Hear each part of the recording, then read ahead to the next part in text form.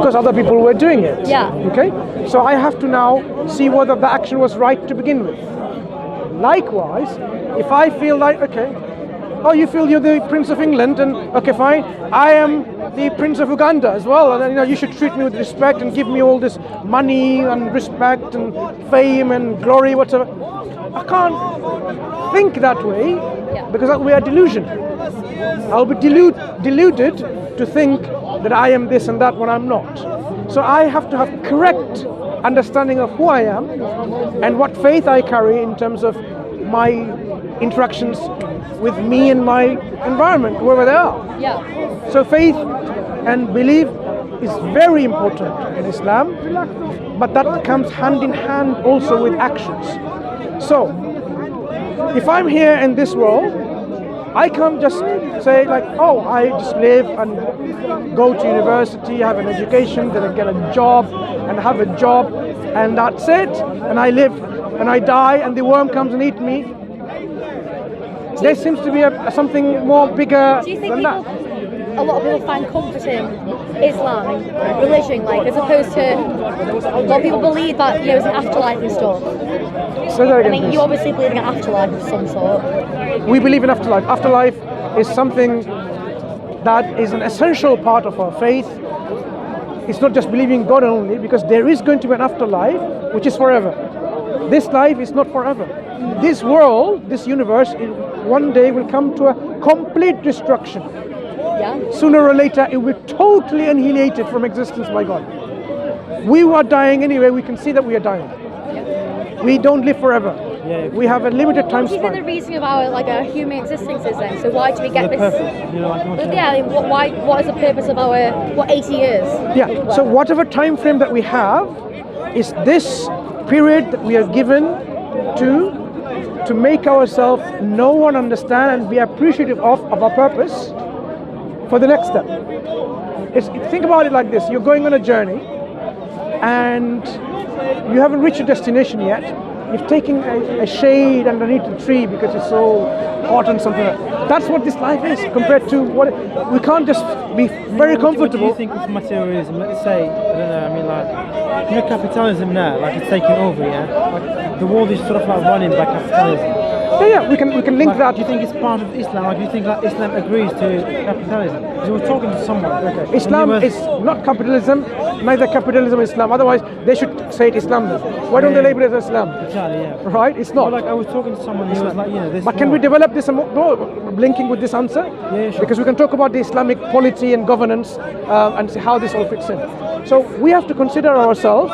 We're on a journey, and when you're on a journey, imagine you're going for a conference somewhere in Dublin. Yeah. Do you know where Dublin is? Yeah. Yeah, fine. And you realize, you know what? My next step was, say, somewhere, in the middle, say Birmingham, whatever, right? And then I said, okay, fine, that's it. I'm gonna now start look. But you can't feel that you're in the conference yet because you're not in the conference. You can't just get off there and then say, let me live my life and give my lecture or whatever presentation you want to do, because you're still on a transition. This life, people feel so comfortable and thinking like that's the end of it. But that's our transition to the next life. So we should always feel like a traveler. So we need to say, okay, I'm on a journey and I need to have my way where I'm going smoother enough to take me there. That means I cannot just simply settle there in a transitionary stop. Yeah. So afterlife is my real destination. This life, people live what? 60, 70, 80, 90, 100, 120, 130, 140? Probably not. That's how far it goes, like in life. But hereafter, when there's going to be another life given to us back again, eternity with no end. Do you believe in Either that? eternity with no end. Now, why this is something reasonable and logical? Because why do we die in the first place? Who programmed us to die? Okay, I thought our cells just died. They're programmed. They're programmed. By what? Apoptosis, right? Programmed cell death. We are programmed to die. What is it called? Apoptosis. Process. Apoptosis. It's a programmed cell death. So we have a program in your DNA. We are meant to age. They can try all their best and so on, but still the program is there. We will die. Okay. Cancer It's like uncontrollable cell division where it goes on and on and on and on forever. But cancer will kill us. Okay? Even though the cells are becoming like immortalized, but they will kill us. We will die regardless, even if you have cancer or not. Okay? So may God help those who have cancer and cure them. Okay? People are suffering for it. So what we're talking about in terms of death is inevitable. We will die sooner or later. We did not program us to die. Who did? The one who gave us life in the first place. Okay. So the reason why we die is because we need to go to the next life by fulfilling the purpose of this life.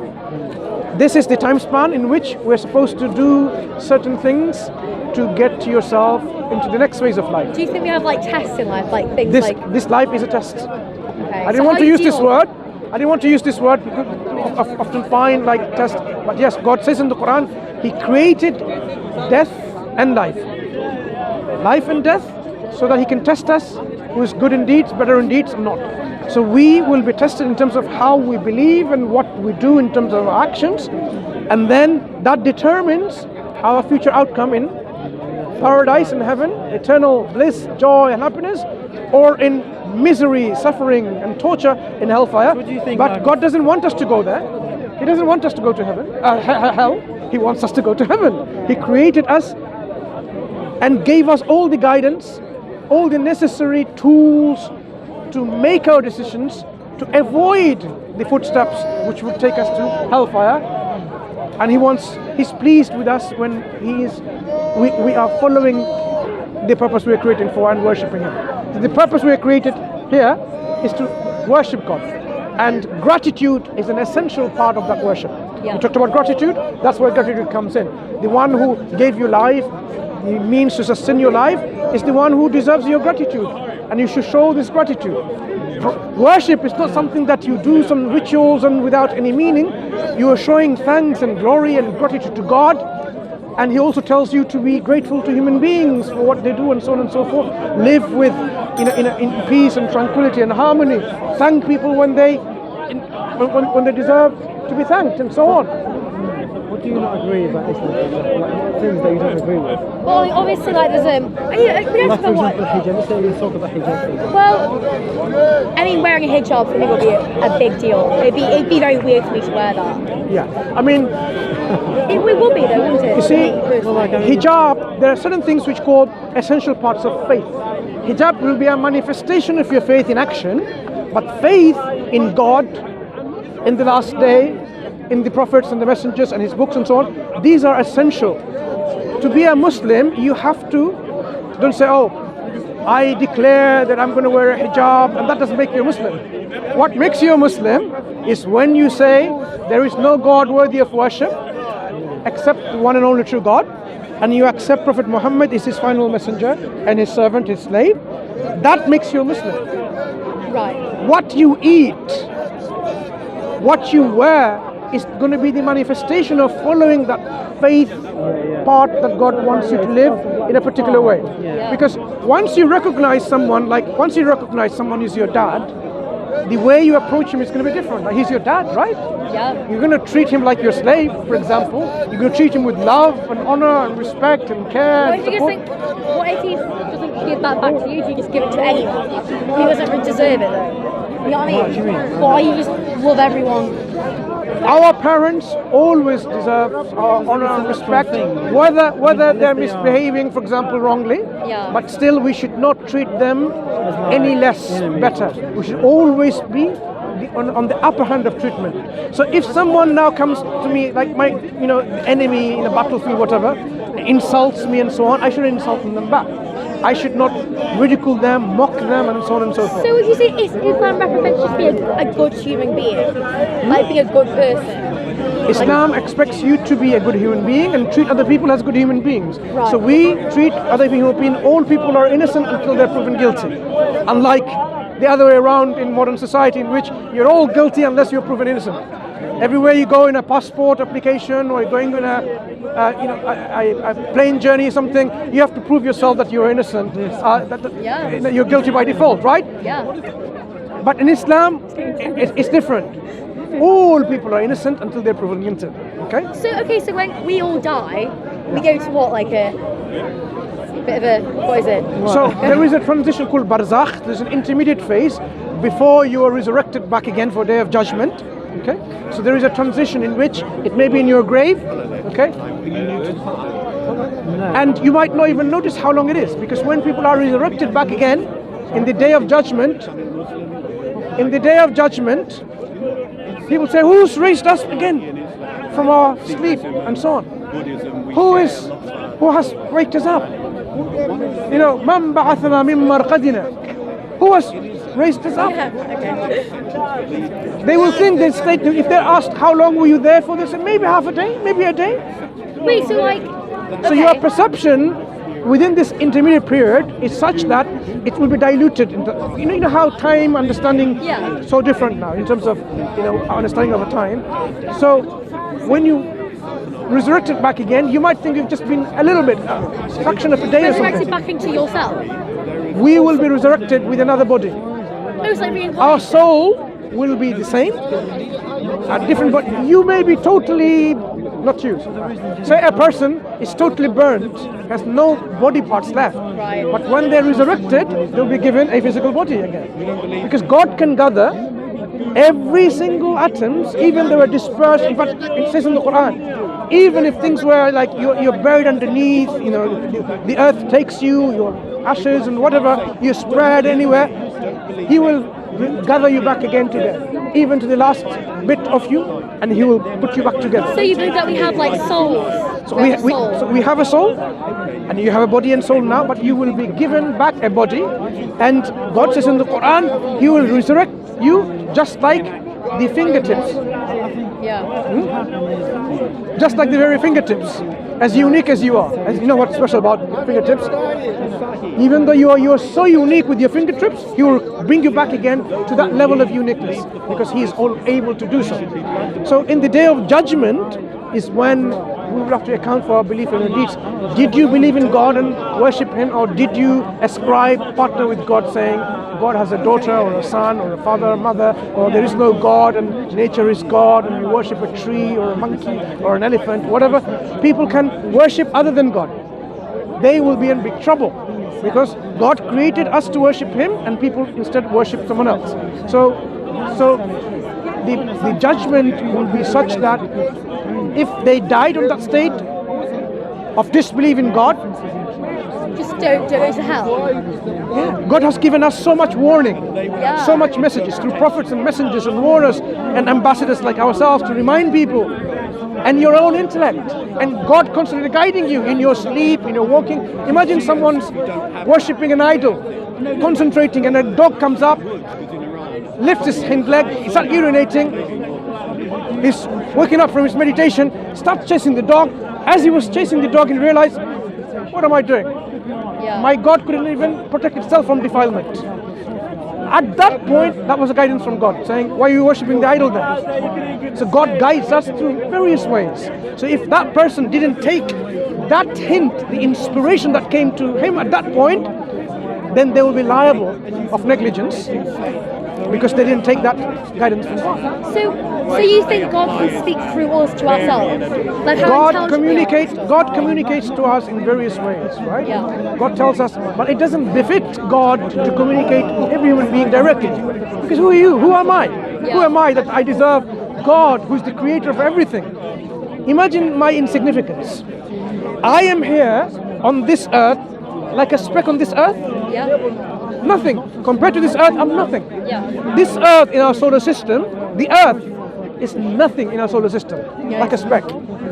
The solar system itself is like a speck in our Milky Way galaxy. The Milky Way galaxy, as big as it is a speck in the overall scheme of universes. And yet, the one who created us, I think I deserve a speck upon a speck and a speck to have a direct communication with God, and says, oh God, why don't you tell me directly, and so on. We are so arrogant and stubborn, okay? We need to be humble. We need to recognize our limitations of who you are. So God sends messengers and prophets who then becomes spokesperson on our behalf, on God's behalf of course, to communicate the message from God, even though we have something already inbuilt called the fitra. Fitra is the natural, innate disposition to know that there is a creator and to worship and to be in line with worshipping that one on God. We have that natural disposition. Yeah. Because God tells us that even before He brought us in this life, we as souls, we testify. People say that we were born, everyone's born like Islam in a way because everyone's grateful for So something. not born as Muslims, born in a state of fitra, that's the Arabic word, in this natural, innate disposition to know God and to like worship feel God. gratitude as well. Yes. But then like people defy us of like feeling gratitude. What happens is, Georgia, what happens is it's the immediate environment and of course their own personal thinking that clouds that innate disposition and makes them to be misguided. Imagine now you're in a family and the family tells you, no, worship Krishna, worship, this God, worship that God, and then you become brain conditioned to follow a particular way of worshipping other than God. So your family, your environment, your school, your faith community, they might direct you to worship other than God. But if you were left alone, without any involvement, you would go up with this natural preponderance in thinking there is a higher power, Almighty, and I've God. always felt a sense of like something is I'm here because of someone else. Yeah, you will always feel that when there is no overpowering of your intellect by all this external either whisperings or inspirations or information overload, whatever it might be. If you're not influenced, if you grew up in an island, for example, you would not be worshipping 3-in-1 God. Never. You would never come to believe that God is 3-in-1 called Father, Son and the Holy Spirit. Never. It's a forced belief. But you will, for sure, recognize that there is an ultimate, almighty, sovereign creator out there. You might not know the name of that creator because that needs to be communicated to you. You might not know the purpose why you created for but then you recognize that I'm here because of that creator who's given me life, and you'll feel automatic reverence and some kind of submission and subservient to this creator. That feeling is innate, but it's misdirected now because of people's misguidance from different avenues. To give an example, no, tell me what you're going to ask. Well, I was thinking because a lot of people I think threatened by Islam because it like defies their way of living, because like you're not supposed to drink and everything. I think a lot of people get threatened by that because like in our society it's so prevalent that people drink and have empty lives. You know what I mean? People drink for few reasons. Some of them are social because they're accustomed to drinking. And they continue drinking because because drinking is empty. Like people drink to like fill a void. So also people drink also to get away from their grief and their suffering and their loss and to distract themselves, because it's something that befogs your mind and it calms you down, because it's alcohol. It's a chemical substance. It has capacity. It affects on the mind, right? If you drink too much, it clouds your judgment. So we know that. Assalamu alaikum. How are you? Hi. So what happens is, so we were talking about what was it just before. I wanted to make a point. Sorry, No, it's fine. So people misguide. Yeah, I got it. Alhamdulillah. People, even though they have this innate feeling of reverence, they misdirect it. Look at the youth. TikTok generation, Generation Z, X, Y, Millennium, whatever. What are they doing? They're going to celebrity reverence. Whether it's pop stars, musicians, singers, dancers, that's all the reverence. They're looking for something to believe in, They're showing. They want something to look up to, but it's the wrong thing to look up to. Misdirection. So what they're doing, all their reverence and their feeling of love and attachment and some kind of, showing something is someone greater than them that deserves something more. That's what the reverence comes in, and they're giving that to all these idols of pop stars and so on. So that is demonstrative of the innate feeling that we already all have. But what's happening is now, because of social conditioning, they're misdirecting towards this fake idols. Yeah. So if we were left alone without this kind of misappropriation, Yeah. we would be innately thanking and revering our Creator. So that's one thing. It is ingrained within our soul. Yeah. It's there. God has given us so that we don't make an excuse in the day of judgment. No, I didn't know. You didn't tell me. There will be no excuse because it's already there, programmed within yourself and your soul. It might get clouded and covered because of so much conditioning going on, right? Yeah. That's when the messengers come to establish the evidence against us and saying, look, you need to fulfill your purpose of life, otherwise you'll be punished. And God doesn't punish us unless He sends a prophet and a messenger telling and us, clarifying to us what this is. Okay? Even though this fitra, this innate disposition should have been enough, but God is so merciful and just, He sends a prophet and a warner throughout human times, and He has sent His last prophet and the messenger, Prophet Mohammed sallallahu alaihi wasallam, so that people cannot make any excuse whatsoever being accountable and punished for their disbelief and their improper actions, evil actions. That will be lifted. You can't go in the day of judgment and say, I didn't know. I was supposed to do that because messengers came and told you. That's why if people have not heard about Islam whatsoever, somewhere in a, I don't know, in Greenland or somewhere, Yeah. you know, in Antarctic, whatever, some people, communities, if they've never heard of it, God would not just simply punish them. God will still have His judgment done on them based on either did they use their intellect, or they will probably have a test if they're young and they died, for example. Okay, but the role of intellect will still be there paramount because the intellect would have told you, the intellect would have guided you in not worshipping anything else other than God, because it would have directed you to worship God alone, because you would know that by intellect alone that God deserves our worship. Yeah. So the question about Islam's role and understanding of life is such that human beings are created with this purpose and they are well suited to fulfill that purpose. So even if you're born... The purpose of us is to... How... Okay, so say if I become a Muslim now. If I get, maybe. Yeah. Well, how would I... So obviously I do feel like a sense of connection and gratitude towards something. But like, I've never... No, everyone I've been surrounded by has been so anti that. But no, I don't know why they have. Second, sorry? Where I'm from, like people are very anti-religious, is it? Yeah. Okay. In every sector, like, they tried to infiltrate that into me. Yeah. But I always felt like a different. I've always felt gratitude in a way. So how would I live my life now if I was to become a Muslim? How would I change? Yeah. Obviously, So okay. firstly, you need to have this confidence and faith strong, because once you have a strong faith and confidence, you can bear whatever comes to you patiently.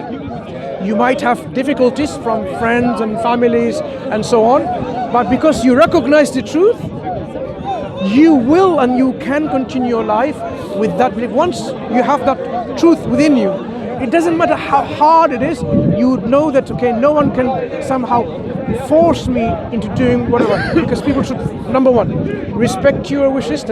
Becoming a Muslim, I am not suddenly taking my life away. Like you think you're scared, your family might think, oh, you're gonna now no longer be my daughter, you're gonna take your life away and become like a zombie or something. No, you will not only improve in your character, I'm sure you have a good character and good personality already, no doubt about it. It's already reflective of what I've discussed so far. But you will excel and develop and enhance your noble character that is already, and you will demonstrate that in terms of your interactions, of your etiquettes, the love, the care, the support, the attitude that you have. People will see the difference. They will automatically see that I want to be like you. Because how is it that you're not lying, you're not cheating, you're not being rude and sarcastic and mocking, but you're being so much caring and respectful and helping and being kind and showing so much more sympathy and empathy. You're like a person which people say, I want to be like that, how can I be not like that? When they see the difference, their reaction will change. when you see that you are more connecting with your parents, giving them more care and support and more honor and more respect and more help, that's not something that they expected. They will say, actually, what am I losing? I'm gaining more. I'm gaining more and more for my daughter, that I see in my daughter a change which is in the good direction. That my daughter is not going downhill, she's uplifting herself in terms of her independence of thought, critical thinking, behavior, and righteous actions. She's being more and more charitable. She is being more what I'm aspiring to be. Imagine if you had all that money and people say, look at this miserable individual, they don't spend a penny. You don't have money and you're giving away to charity. You're saying, this poor person is more in need than I have. Someone hungry, almost dying, and you're about to eat, and you say, no. That person deserves this food more than I do.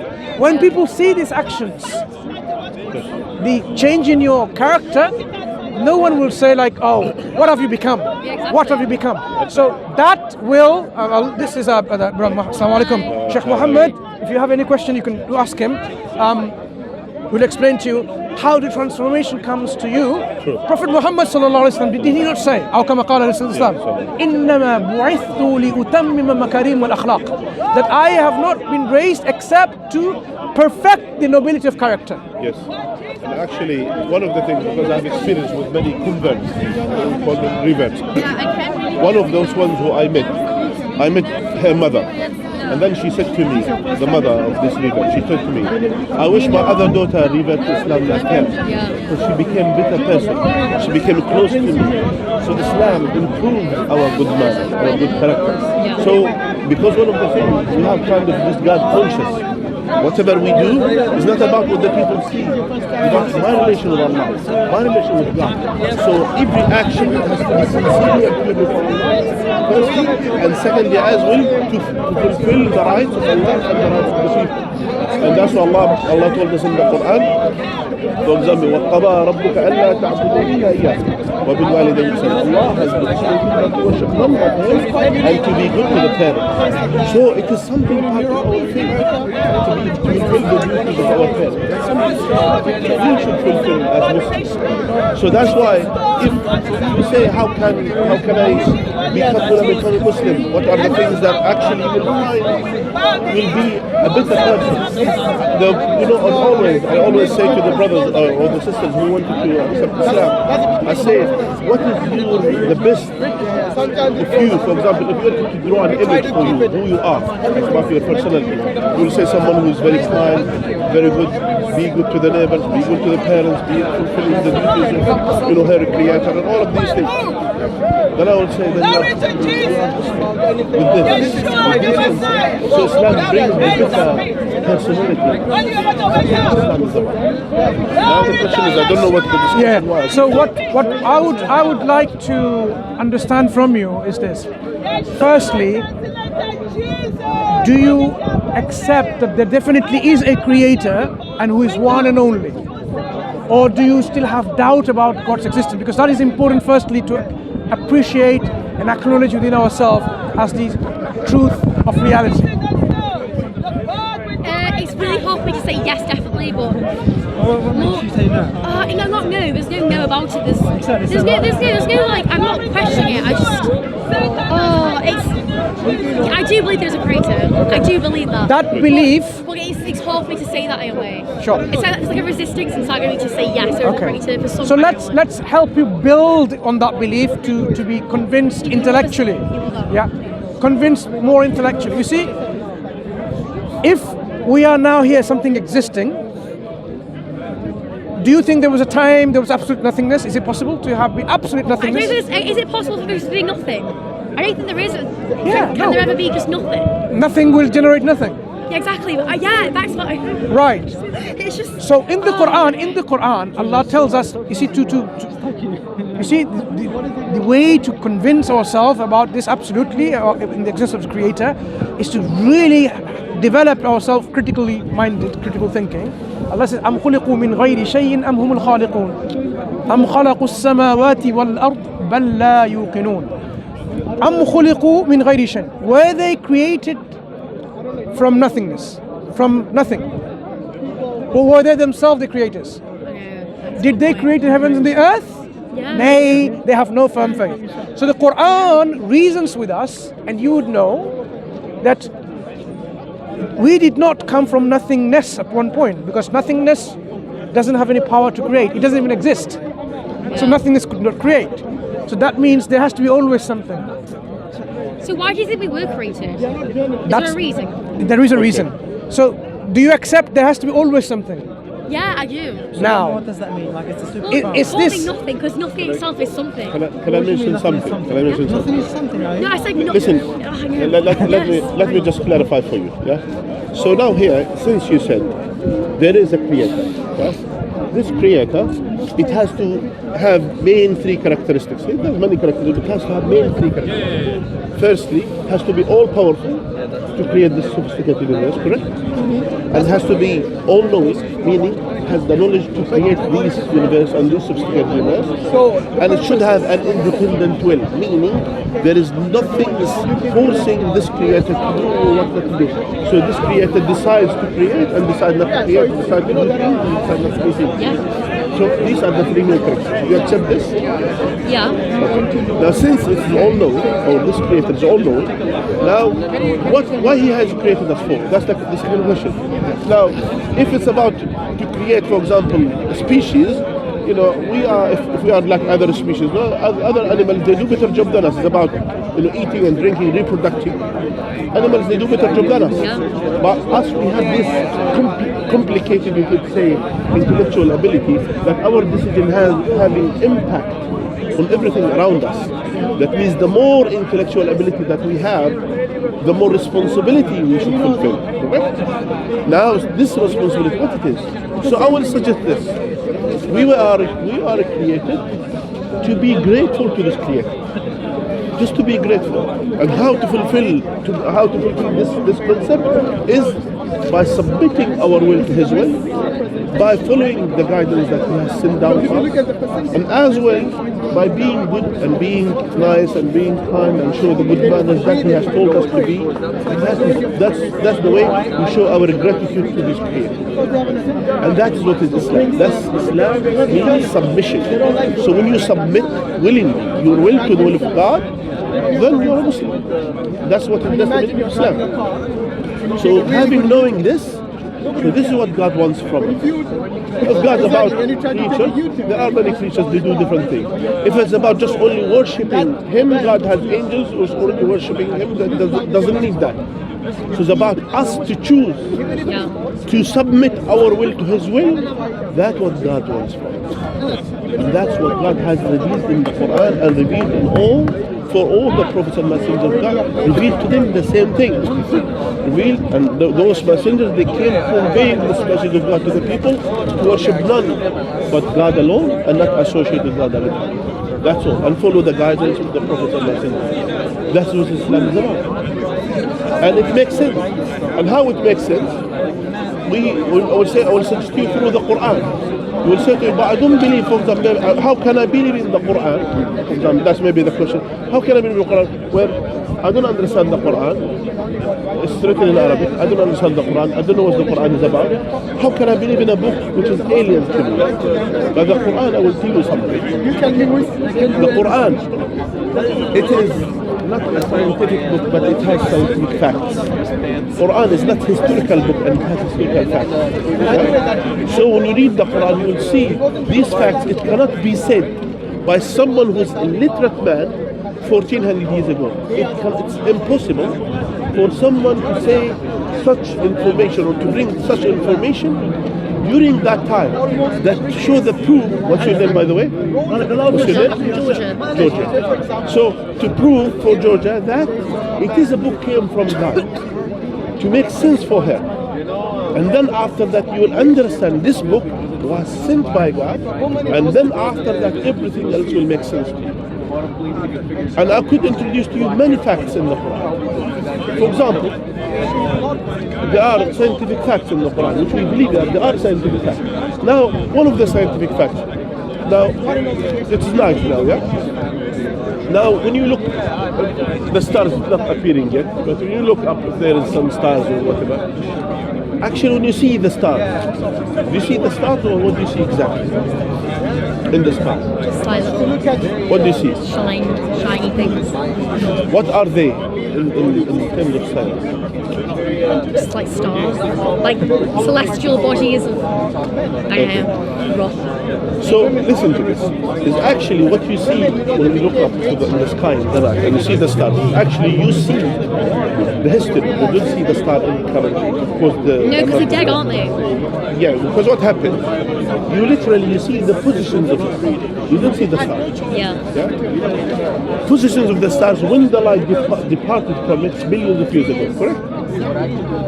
Now, would anyone know 1400 years ago about this star?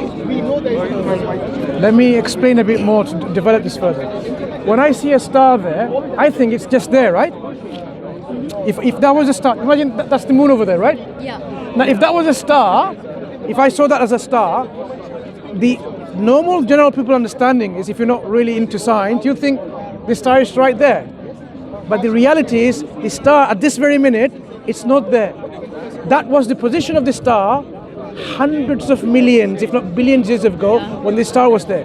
The star, the light from that star was traveling. It took millions of years to come to us to observe it. But by that time, the star has moved its position from there. It's no longer there. It's gone. Black hole. It's like this. The star emitted light and it's coming, but the star is moving away. And by the time it goes there, the star is somewhere else. So Why though? Why? Because that's how great is this universe. but So you think God created all the stars No, but and the moon? we want to make an important point. This is something we're amazed to hear. I think we probably have just slightly missed it. The stars that we see, they are not there. We only see the star that was there at one point. Do you agree at least that? It's called the position of the stars. Quran says مواقع Allah says النجوم. in the Quran, فَلَا أُقْسِمُ بِمَوَاقِعِ النُّجُومِ. Meaning, God says, I will not make an oath by the positions of the stars. وَإِنَّهُ لَقَسَمٌ لَوْ تَعْلَمُونَ عَظِيمٌ. And it's a great oath. But you are not yet aware of this. So God is addressing the people at that time. You're not yet aware of the meaning of the term positions of the stars. Yeah? So now we discovered recently that after this discovery and after recently we knew through telescopes and everything, now we know those stars who are millions of years away from us. What we see now, when we observe them, we literally observe the position of the star when the light departed from it. At Yeah, that not the point. star itself. It's a position. Who taught Muhammad? Peace be upon him, an illiterate man. So does it keep Does it keep the light there or something? This is fact. The light has come to us already. These lights, they travel, come to you. Oh, right, okay, Yeah. right, yeah. But the light is, the source has moved away. Yeah. So the star moved away from its thing. So the Quran is highlighting an aspect called, it's the position of the stars. Normally people would not even understand, what do you mean by position of stars? Because what you see is what's there, but it's not there. So that knowledge to a scientist or an astrophysicist should be striking. Like, how would someone even know this information? Because And this someone illiterate, unable to read and write, and will bring this information and to be discovered after 1400 years. yes, illiterate. So how Who Allah revealed him the knowledge No, to him. there's not like Allah technology informed to him of all know this that. information. Who taught him? people who say College probably. like he Yes. wasn't, See, so who taught him? like people God. who say like Yeah. I think Mohammed was not illiterate like Just people claim. okay. No, that's Yeah. Quran says he's illiterate. Now, so you mentioned God taught him, and now that could be one coincidence. Okay, let's move on in the Quran. Let's talk more in the Quran. Okay, the Quran says, have you been to the ocean, to the ocean side? What do you think at deepest point any diver could dive 1400 years ago Without any equipment? How many Because meters? Like 10 mostly, at most. Maybe 10, 15, 20, whatever. Let's say. Would anyone know what is deep in the ocean? A mile deeper in ocean. Would they even know how it looks like? We didn't have the technology to do that. They didn't have the clues. Now, Quran told us 1400 years ago about this fact. God says in the Quran, those who are away from the guidance of God, like someone who's deep in the bottom of the ocean. Above him there is a wave. Above the wave there is another wave. Above the sea there is a cloud. Even if he took his hand out of his pocket, he will be unable to see it. Darkness upon darkness. And whomever God did give him the light of guidance will have no light of guidance. My point is, God has given a description of darkness, talking about people who are misguided away from the guidance of God. God could say they are live in a darkness, that's it. But God has described a detailed darkness, detailed one. This detailed darkness, it is scientific facts, which is discovered recently. When the sunlight comes to the earth, and if it's cloudy weather, 40% of the light will be reflected back, and only 60% will go through. And if there is the surface waves of the sea, what does it do to the light? It will break the light. So only half of it could go through. People could appreciate this, could understand this, but no one would know that deep in the ocean there is another layer of waves which they are called the sea current, which they travel in a different direction. Whatever remains of the light, it will be broken by these waves. And deep in the ocean, even if someone took his hand out of his pocket to look at it, he will be unable to see it. This is in a time where people used to assume the eye could see by itself. Who taught Muhammad about this fact? The layers and layers of darkness, and there's total darkness in the ocean. In fact, the living organisms in there, they have their own source of light. Yeah, you know that. So the Quran is saying there's layers of darkness going darker and darker and darker to a point where it's absolute darkness. We have like infrared vision that you can just see them. Yeah. So absolute darkness, that's something that people wouldn't appreciate and know. And not only that, the very fact of the existence of interoceanic currents or waves. Did you even know that there are, just like surface waves, there are waves underneath the oceans? You could not see them because if you go up space with your satellite, you can see them perhaps. But did they have satellites back then, 1400 years ago? No. When the water is wet, you think that they're sitting there. Yeah. So 1400 years ago, we did not have satellites to know that there were interoceanic waves. So when the Quran mentions all of this, it's for us to reflect and say this knowledge could not have been known by any human being at that time. Even if you were to dive, you would not observe this kind of waves because they're deeper. Okay? So this knowledge comes from who? From God. For us to appreciate that this book is from Him. And as well, for example, what do you think people they would know about the development of the fetus in the womb of the mother? We don't know that. They made lots of mistakes by assuming, like Hippocrates, Aristotle, Galen, and various others. God has told us in the Quran, when the human being like similar to a blood clot, similar to this, then it evolved and developed into like what is similar to a bite. And this bite developed into bones, and this bones covered with the flesh, and this flesh become a new creation. Just to give you a background context, at one point there was this scientific consensus and understanding for the majority of the people that human beings were like a miniature human being in the sperm of a man, and it became bigger and bigger and bigger. And in 1673, Van Leeuwenhoek, when he had his very simple microscope, but he was powerful enough for them at that time, he says, look, we can see that, and they actually drew like a human being like this, and then it becomes bigger and bigger. It's called the pre-formation theory, which is, of course, it's false, it's incorrect, but that's what the belief had even in the 1673 at that point. But the Quran, 1400 years ago, is telling us no, human beings are created in successive stages, development one after the other, one form of the other, from this stage to the next stage, and so on and so forth, going against even the scientific consensus of the day. Okay? Now we appreciate and realize the Quran has been clearly saying what we know all along from today's understanding of science. But our point is, this information in this book, the Quran, comes from which source? It could not have been come from any person, any people, any community from the socio-historical milieu in 14th century, because they had a false understanding then. They thought the menstrual blood helped in coagulating the male's discharge to form a human being. But we know that it has no function in creating a baby, menstrual blood. Okay, that's what they believed. So going against the current, at that time, the contemporary scientific understanding, the Quran going against that and said, no, it's not like that. And now we ask this question, how did the Quran know and get it right? When you had, say, 16 different types of theories and all of them are wrong. Some right here and there.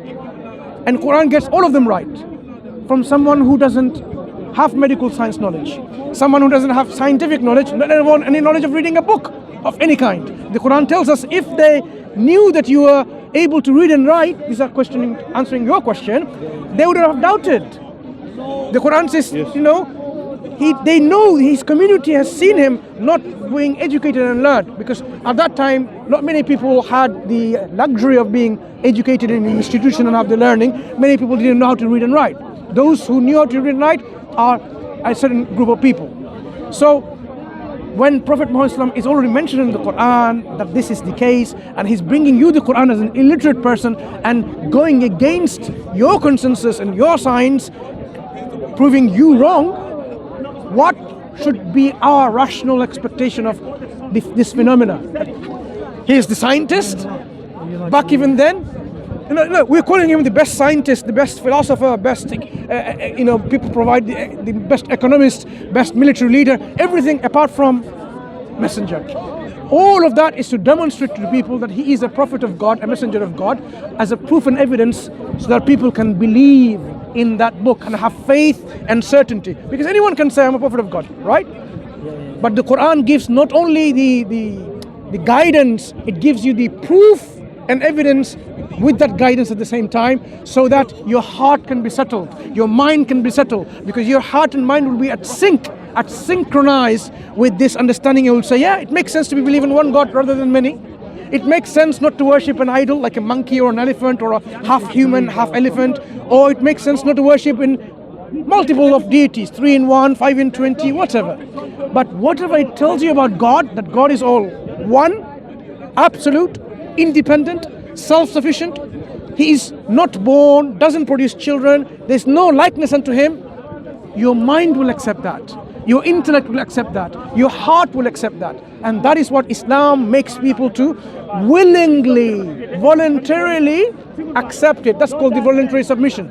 Islam, as my Sheikh was saying, is a voluntary submission of oneself by what?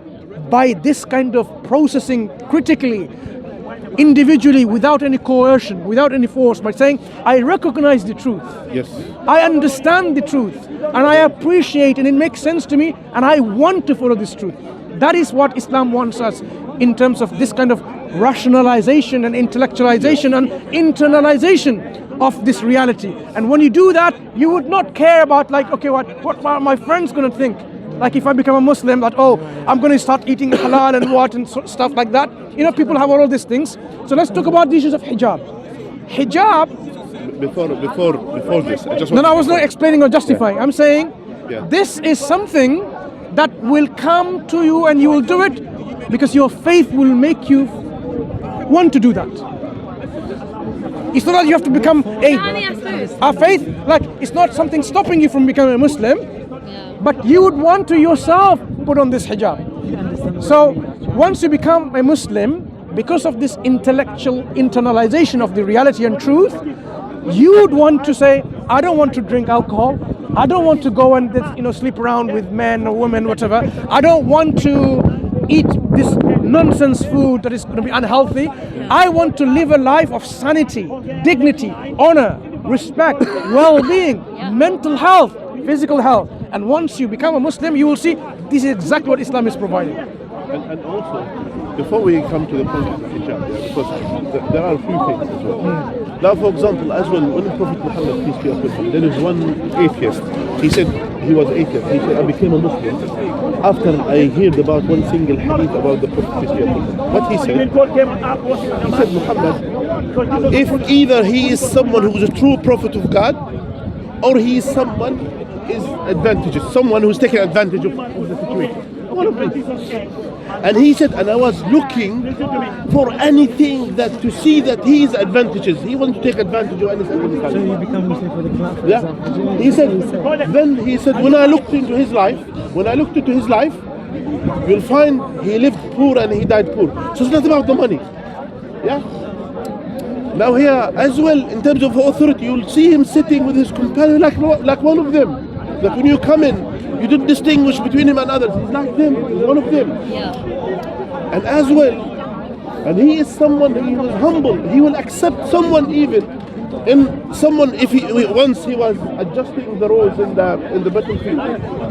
So one of the companions, yeah, he was adjusting them. He said, "Oh, you hurt me, Messenger of Allah." Then he said to him, "You take back your revenge. If you want to do the same thing again." He said, "No, you are wearing something. You were wearing clothes, and I wasn't wearing something as a top." Yeah. And then the Prophet peace be upon him, he took off the top, and he said, "You do what I did to you." To someone who is that level, and yet he will humble himself to someone who is one of his subjects should be, and yet he has no any arrogance or pride not to equal himself to someone like to another human being. And he said one of the things. This is his statement. Then he said, then while I was studying, and I said there must be a scientific mistake somewhere. Until he said when an eclipse happened during the time of Muhammad.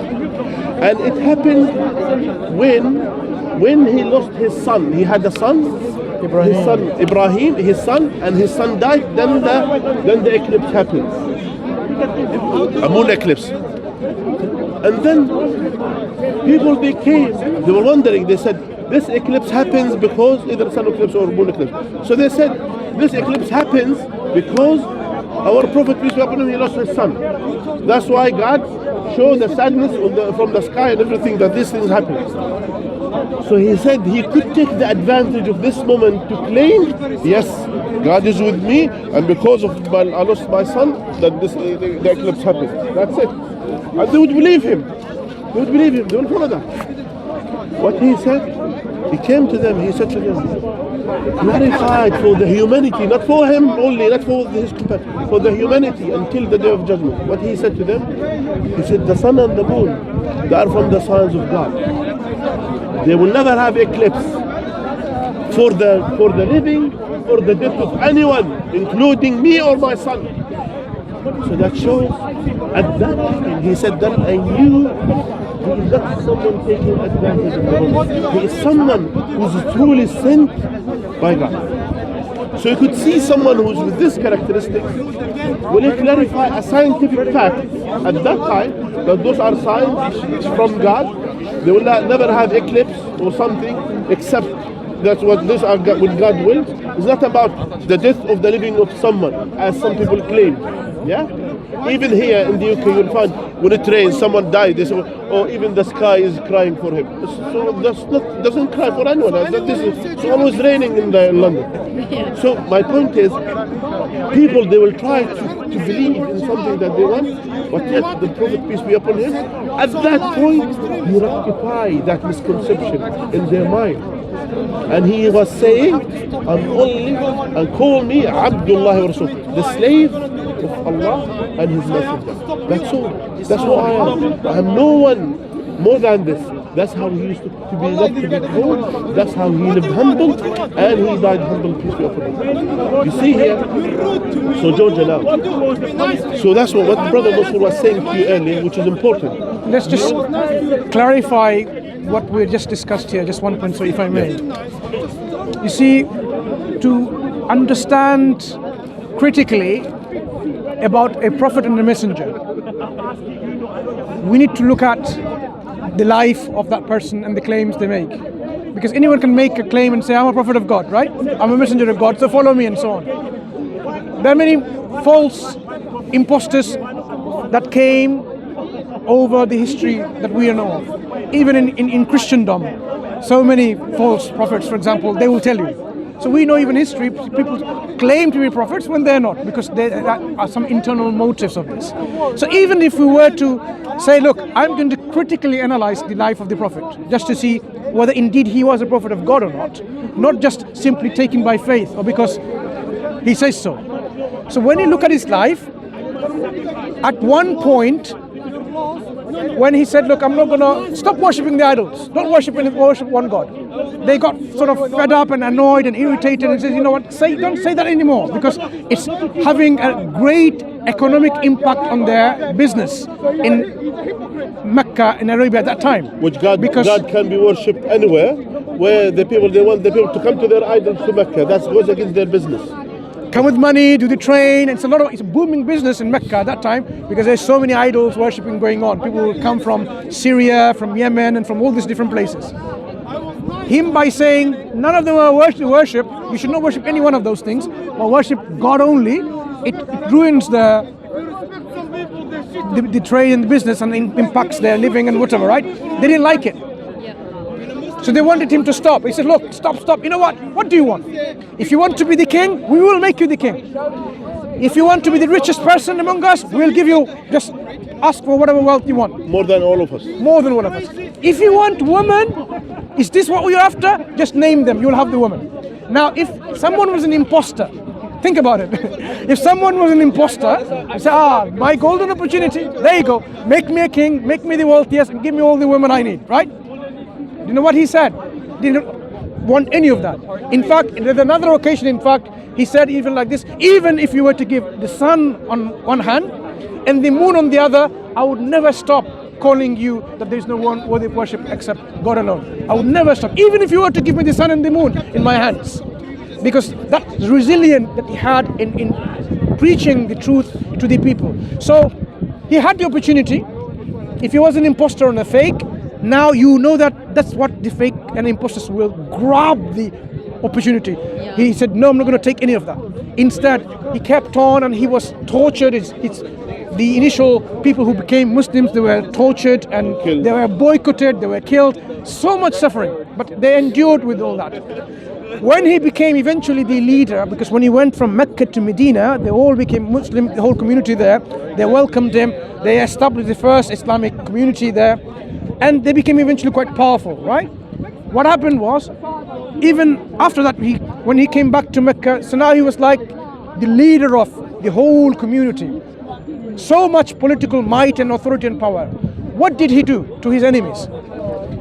All these enemies that made him suffer, his people suffer and die and kill and so on, he could have just wiped them all dead, right? He gave a general amnesty. Forgiveness to all, apart from few criminals. He needed to demonstrate that you have to have few exceptions. But apart from that, everyone else was, if you are going to go to this individual, you are safe, and so on and so forth. General amnesty, he forgave them all.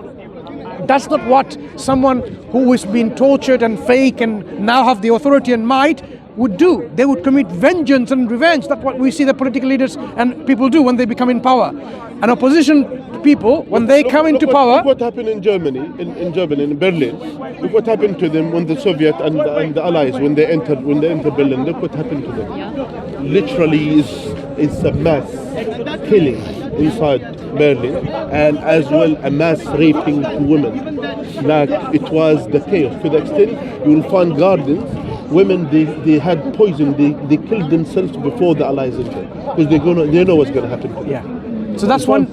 Thousands of women killed themselves in Berlin because they don't want to be raped.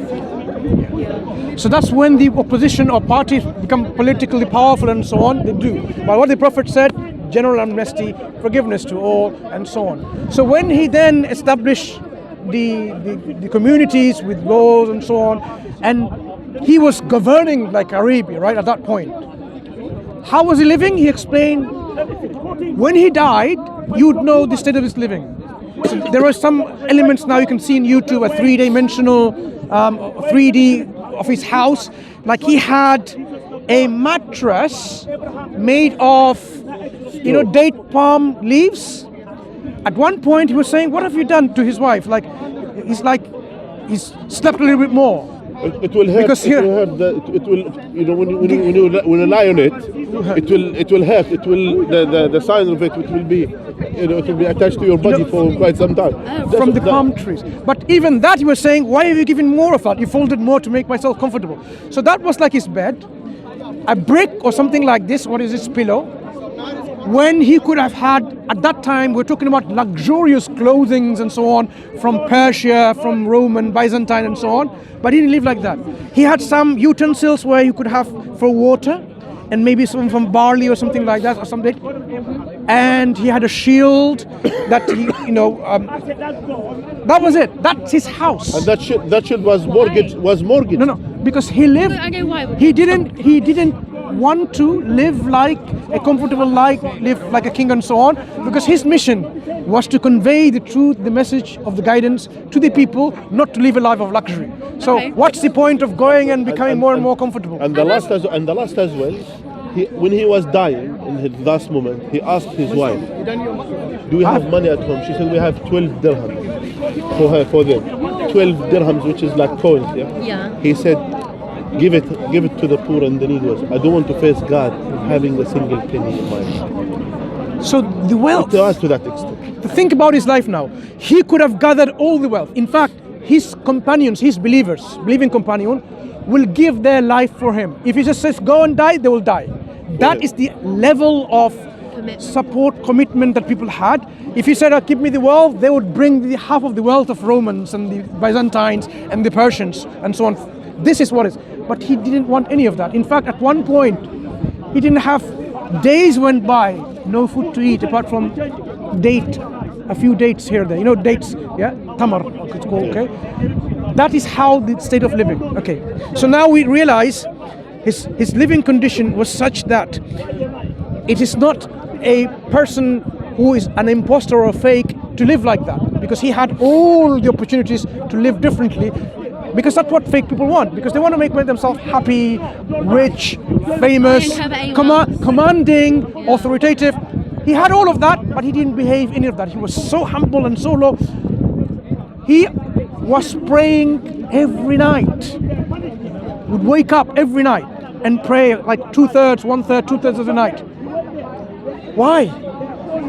Why would he do that? God has made him a messenger. He's forgiven him all his sins. But he says, am I not going to... How this goes? To be a Alam akuna abdan servant. shakura. Would I not be a grateful servant of God? Even though God has forgiven him and given all of that, he would say he will still behave like this and thank and glorify God. What else did he do? In terms of, we talked about, some people say, you know what, he did all of this because he wanted to unify the Arabs. Guess what? He was talking against the Arabs. How can you do this? How can you bury your daughters alive? How do you bury your daughters alive? For what sin do you do that? Because you will be questioned for what you do that. Because they had the tradition of, when a female child was born, they considered it as a financial liability because they have to marry her off and so on and so forth. They would take the live child somewhere else and bury her alive. Yeah, they used to do That's how it was. Really? Exactly, yes. That's how they were. That was the norm. And can you imagine someone who is standing against this? That was the norm. That's how much. Why you think people, think about it, why you think people from all around the world, from different cultures, from different backgrounds, why they believed in him? Why do you think this? Why do you think this brother from Bangladesh, another brother from India, some brother from Africa, from all around the world, why some people will believe in someone who's an Arab man lived 1400 years ago? Because of his character. Yeah. But the question He is, shows. So just to continue. That shows a great character, peace be upon him. So the question is to you, sister Georgia. I will ask you, do you believe in God? After we discussed, I was fine. after we discussed about Prophet Muhammad, peace be upon him, do you believe he is a prophet from God? So that makes you Muslim. Really? Yes, but you have to accept Islam to become an official Muslim. The person has to take a step, which is the testimony, which is the person has to testify there is none worthy of worship except Allah, the one God, and to testify that Muhammad is the messenger of Allah, and then you will be officially Muslim, like all Muslims, and will be member of 1.8 billion brothers and sisters. You will be our sister in Islam, and we'll be there inshallah for great, you. and Jesus is also a To prophet. teach you, and we'll be there inshallah to teach you and to help you and all of these things. Now, do you want to accept? And she keeps telling me Because that she in wants your to go heart- to a mosque. No, no worries. Before the mosque, no problem. In your heart, you're already a Muslim. You're already Muslim. Yeah, okay. Yeah. So She coming back to we will. And by the way, we have. I run as well the Salah course to teach people how to pray. I do it at least on part of mosque, which is through as well as a part of my project I do with Salam. So inshallah, if you want it, we'll start teaching you. But the first thing now is you, Georgia. Yeah, is you. Now, since you're in your heart, you're Muslim. Yeah. to take that step of testimony of Islam. To say it, we'll say it, to say it in English, which you understand, and then to say it in Arabic, that's how it works. Yeah? And then after that, it will be good, you'll be welcome to this 1.8 billion brothers and sisters. Okay? Movies you have to do it for yourself, not for me. Yeah. And All right? Yeah? Yeah. Let's say it together. Oh yeah. so what, do you Oh, I do. I mean, she's like, oh, I'll tell One you. second, brother. Yeah. Little bit. But listen, sister, you're already there. I'm not convincing you of something which you are not convinced. You are already there. Yeah. So you just only you're doing that step as an official Muslim. Yeah. Yeah. So you are already there. I'm not introducing you. Yeah. So what we will say, just to say the testimony, you will become official Muslim. To identify yourself as a Muslim, and slowly, it's a gradual. Islam is a journey of learning. You keep learning, and you learn, and you learn, and you learn. And all of us here, we're going to be there to teach you and to help you, and for any questions, we're going to help you. All right? Okay. Okay. Now, 1 second. Okay. Let's do the testimony. Yeah. Yeah. I don't want to do it with everyone No, else. don't worry. That's okay. fine. That's fine. Let's go to one side. If you want, Shall we go to one side? Or here? Total up to you. But you listen. Okay. Listen, by the way, It's a lot of and that's a great thing. Yeah, that's a great thing. By the way, you are. What happens? Let me tell you something. Yeah, you are already there. Yeah? Just only to say, we'll say it in English, and then we'll say it in Arabic. All right? Okay. Repeat after me. No, wait a minute. But I think, listen, I think because I mean, obviously, if she has to do it, you know. Yeah. If She doesn't need to do it in a mosque. She doesn't need to do it in a mosque. If you feel that you have to go to a mosque, there's no need to go to a mosque. I don't know make whether the- she was serious about that. No. Because so what happened is we've been together like sort of like for a month in Europe, and she's seen like lots of things about Islam, like about Muslims and stuff. And she picked up a few things. So you thought, you know what, this is like something nice that is, you know. Like, Yeah, that's why. That's I was what like she's saying already. So she was interested in it. I was like, do you know what? Like, I don't care whether you want to become. I'm not the best example of a Muslim, but like, if you want to. So now be the best example to the help her example. to make that transition, inshallah. Okay. Rather than become an obstacle, I don't want to. rather than become an obstacle, Okay. encourage her, inshallah. All right. Do you want to go on the side? Do you want to go on the side? Okay. Yeah. Like, Over are here. you comfortable about that? Whatever. Listen, to you. George, up to you. Yeah. Do you want to go on the side or you do it here? Up to you. Well, I'm not doing fun. Everything. What? It's just very intense, you know. What? All Okay, right. let's. Brothers, can you please just give us some space, please, Okay, brothers? so no, let's go to a side. Let's go to a some side. space. Just some space, brothers. Yeah, you guys. Yeah, just some space. Do you want it to be off camera? Oh, here. My dad's probably watching this at home. Huh? Just So let's do it No, off sure. camera. If you want, She's probably like, it's No, no. from her dad, like if you see. Why don't you do it off camera if yeah, that is comfortable sure. with you? Well, just go over and do it. Yeah, that's fine. That's good. come. Okay. We're coming back. Okay. Yeah, you stay there. Really intense. So just feel comfortable. Yeah? So you repeat after me. You can do the English. I can do the Arabic. We'll do. Let's say after me. Say, testify. I testify that that there is there is none none worthy worthy of worship of worship except except Allah, Allah, and I testify and I testify that Muhammad that Mohammed is the messenger is the messenger of Allah. of Allah. And now we'll say it in Arabic. Okay. Say it. It's gonna be hard for me to say. No, I will help you. أشهد Ashhadu أن لا Allah إله ilaha إلا illa الله Allah wa وأشهد ashhadu أن محمدا Hamadan رسول Rasulullah. الله. Okay. Yes. You are officially Muslim. And there's few good things for you. Firstly, all your sins is wiped as if you are a newborn baby. You have no sins. Really? That's the first thing. This means you start high in Islam. Start high. And not just that, God will replace all the good things that you have done, it will be in your deeds as well. Meaning you have no sins, you are as a newborn baby. That's one thing.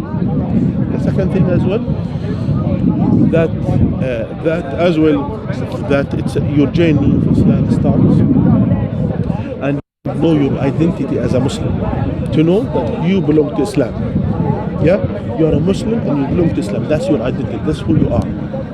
You are Georgia, the Muslim sister, the one who accepted Islam. That's how you are. It's an important thing. For some people, they may get confused after the Shahada.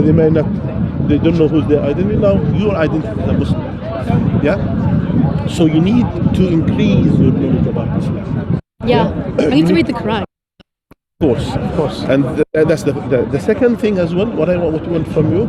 Do you live in London? I do, but I come here like every weekend. Okay. Where do you live? Near Manchester. Near Manchester. Okay.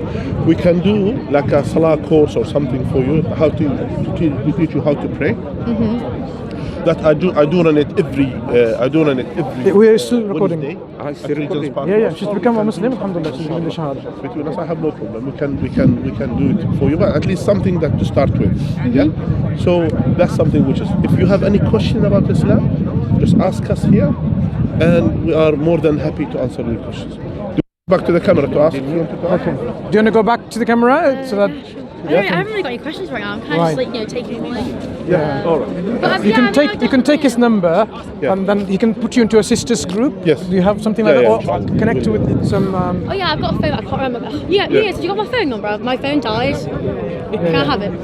Yeah. No, my phone died, so I don't really. Yeah, have you got my phone number? If you remember. Your phone's died. Have you got your phone? Okay. Do you want to give her some advice about relationship between man and women? My advice to and the so on? sister, generally, Alhamdulillah, now you are a Muslim. That's something which is good, and that's something which is great, and that's the best day for you after you born. That you are a new Muslim and you accepted Islam. That's something which is great. Now, my advice to you as well. Of course, in Islam recognizes marriage and relationship, husband and wife, marriage, etc. At least in an Islamic, Can I speak to you later? Thank you. That's the best thing if you want to do as well. Thank you. The brother. That's the best thing. And of course, modest is the key thing. So of course, it's not so you're already there, as well to improve. That's something which is in your advantage. That's what we want the good for you, and we hope the best for you. And if you have any questions, or as I mentioned to you, we'll exchange our contact, inshallah. And if you have any questions, I have Yeah. I could give you my number. Yeah. We generally have like sisters, like only sisters group. Like, we have sisters group on WhatsApp. So if you could share your experience. You can write it down. If you have the number. any questions or something, then you could direct there, ask your question there, and then the other sisters as well, they will know. If you have anything, or share with them, things like that. And as well, some of them, they have the same experience like you. Some of them, they might have certain things. They'll say, oh, how can I go about, for example, to explain this to my parents? They have, a river, they can relate to each other, they can help you out. That's something which I jump. All right? Thank you. Yeah, I mean. So it's very important to be in company with Muslim sisters to help you develop yourself, not only in knowledge, but in practice. Whatever your WhatsApp number. Do you have my number? I've not called me. I saved it. I'll give you my number and then you send me a text or something. Because the issue is we wanted to add her to the WhatsApp group. No, like her phone is dead. Like her phone is dead. You have her number? Do you have it on my phone? Are you not Like I just, I don't have, I mean. Oh, your phone's dead as well. Just try to. No, it's turning off. Don't say it because I don't want these numbers to be Oh, shit. for the whole world to share. I'm trying to think what I could do. I have my phone, but do you have Facebook? Yeah, maybe I could give you my number on Facebook later. Yeah, okay. Give me. My phone is dead as well. Your phone is dead as well. Put your I have number. my. Put your number here. What's your name, brother? Yunus. Where are you from, Yunus? I'm a Moroccan. Okay, brother Yunus. What I will do later on, if you can kindly just text me. Okay, I will text you. Yeah, send me a text, and then I'll give her your number, and then you add her to. Yeah. Because it's the sisters only, so you can comfortably discuss between yourselves rather than Yeah, that's people interfering. generally the sisters group, which is I mean, listen, because you've been they like have- interested Georgia now. yeah, if they have sometimes they relate to each other. That's Now you have a bigger responsibility. Now she's a Muslim. There is a Muslim sisters of yours. If you're intending to have a relationship or marriage and so on, you Yeah, I have mean, to I do keep it telling in her, a halal way. That's why I say to her, I keep saying to and her, that's look, something like, as you don't want to, well, as yeah. well whenever you wanted to do the nikah, inshallah, the marriage, the Islamic, He can help it. He can help this. You're not getting married, but like, I don't know. I mean, we, I keep telling her, like, just, like most of the time, when we talked about like the, relationships and stuff, because I used to live in the Middle East, and like, I mean, lots of young people in my age, they just have like random sex and whatever. I told her that we don't do that, like, we don't do that. Like, I mean, I've had friends who are probably Muslims, but not good Muslims. He would like encourage you to do that, and like, but like for me, like it's a no, So like I said to her, like that's why I cannot do that, and this is why. Yeah, that's good. That's good. So- that's something we should do. That's what I want from you, inshallah. So whenever you wanted to do to go with this, let me know. Islamically, you should have a guardian, by the way, like for Her that, father. to make sure, Yeah, I didn't think he's gonna get on. you know, to make sure that there is someone, if he there for your husband, make sure that fulfilling your rights, etc. So I don't mind to perform this at the point whenever you're ready, and then after that, I'm not an easygoing person. To him, not to you. So now you will be unchecked, and I mean, like, she Yeah, will making sure. she will now look at you how well you're behaving as a Muslim now, because she's a Muslim sister. So all the honor and dignity and respect and the rights Yes, exactly. that you have to maintain that, okay, Making sure. in the approved way, and do not interfere with her rights and responsibilities, obligations, and so on and so forth. Right? Yeah, It's okay, of course. because you will And be she- accountable. She probably For would anything learn- that you do. She should learn from women more than me. Do you know what I mean? As well, and I will tell you something. So we've warned him. many of the sisters who accept Islam, one of the things that happens when they get married to a brother, and then who doesn't show a good character, and then they will judge Islam sometimes through them. And I will tell you something: do not judge Islam through people, not him, not me, no one. Judge Islam through Islam, not from them. People they say, yeah, sinners, we make mistakes, we are shortcoming. Because you did not become Muslim because of how he's convinced you. You convinced yourself because of the evidence that you've seen of the Prophet ﷺ about Allah and about the Quran. So make that your arbiter, even if he's to mistreat you. We will make him accountable, but that's not how you should then say, or because of him. I mean, the thing is, and so on we and so started forth. talking about this the other day. That's okay, brother. Don't worry. We were. Don't worry she about was it. on, It's okay. I'm not was asking on- for any justification. What I'm saying is, may Allah actually help how she you and started. increase you in your journey, and in- develop in you and interest. make you a scholar of Islam. Mashallah. She was a friend of Through mine. you, then saw other him. people can accept Islam through you, okay? Because we wish you for not only the best, we want you to become the light for other people to become Muslims. Because this is a need in a society like this, so that you can encourage others are to see preventing the that. misconceptions people have about Islam, and then not only that will Sure, for example, benefit you. like your dad had. Are the giants in Afghanistan? Are they? We're are they discussing Muslim We're giants? talking about different things now, okay? Thank you very They are much. Muslim, isn't it? Brother. We can have a discussion afterwards, yeah? Inshallah, maybe. Yeah. What I'm saying is like some, misconceptions you have. They were wrong. I mean, like, So, do you want to, just go home now, just Yeah. whatever the home is, or home, or whatever, have a shower, and thank Allah, thank God, Yeah. grateful to God that He has guided you. And by the way, earlier, why I told you just wait a minute, because what happens, some brothers mistakenly what they do, when someone wanted to take the step of Islam, they will come, they will jump, they say, oh hold on, maybe they want to finish him off. This moment the person will reach the level of Iman, wanted to take the Shahada. So when someone just postpones this one, sometimes Shaitan sometimes wanted to postpone it for another day, you never know. So that's So why be grateful and thankful that Allah has guided her, because this is what we believe as Muslims. You'll realize we cannot convince anyone, neither can the Prophet, to guide. He's not able to guide. Allah is the one to guide. We are only the conveyor of message. Conveyor of message. Even the Prophet ﷺ, our Prophet, he tried and tried to get his own uncle to become Muslim. And he couldn't. He couldn't. So the guidance is not in the hands of us or even in the Prophet. Guidance is in the hands of Allah. So we should be really grateful. We should be really grateful and thankful to Allah for this. Okay? So, may Allah, bless you. May Allah bless you and increase you. Take care, right? Yeah, I sent her the number. Okay, go ahead. Thank you so much. Yeah. Good night, yeah? Yeah? Okay. For those of Just text me inshallah the number, and then we'll be in touch, yeah? Alright? Look after yourself. Look after yourself. I will go. Bye. Okay. Alright, Georgia. Good night. Bye. Look at Thank it. you. but brother, Assalamu alaikum. you're a Sunni brother, yeah? Sunni, yeah. Yes, yes. It's not Islam. Alright. Assalamu. So just some general comments to our audience, brother. Yeah. To explain. Alhamdulillah, wassalatu wassalamu. There are a few things that I wanted to point out. That in da'wah, Thank you. I will advise firstly, if someone is interested in Islam, let them come and meet us here. We can do this.